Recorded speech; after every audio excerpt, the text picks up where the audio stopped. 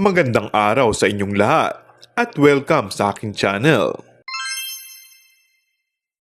Muling inasar ni Unbogable star na si Vice Ganda, ang aktres at TV host na si Kim Chiu, matapos itong dumalo sa kasal ni na Angeline Quinto kahapon. Hindi naman ito pinalampas ni Vice Ganda dahil meron kagad itong pang-asar at tila sadya nitong ibinubuking ang estado ng dalawa.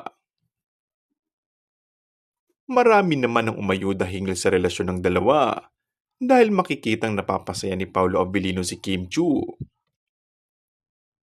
Ayon pa sa ilang mga netizens, nasabay na dumating sina Paolo Abilino at Kim Chiu.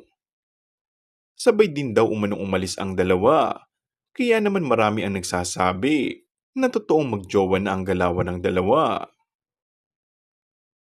Nag-level up din ang mga kahilingan ng maraming mga netizens dahil kung noon ay hinihiling lamang nila na maging mag-boyfriend-girlfriend sina Paolo Abilino at Kim Chiu, ngayon ay gusto na nila makitang ikinakasal ang dalawa.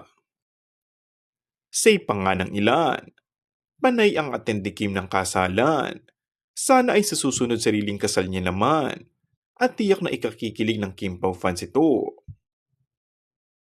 Sa ngayon, ay hindi pa naman nililinaw ni na Paolo at Kim ang totoong estado ng kanilang relasyon. Subalit kapansin-pansin na makikitang kilig sa mukha ng aktres sa tuwing tinutokso siya sa kanyang mga kasamahang host sa It's Showtime. And that's all for our today's video. Kung bago ka lang sa aking channel ay mag-subscribe at pindutin na rin ang notification bell. Maraming salamat!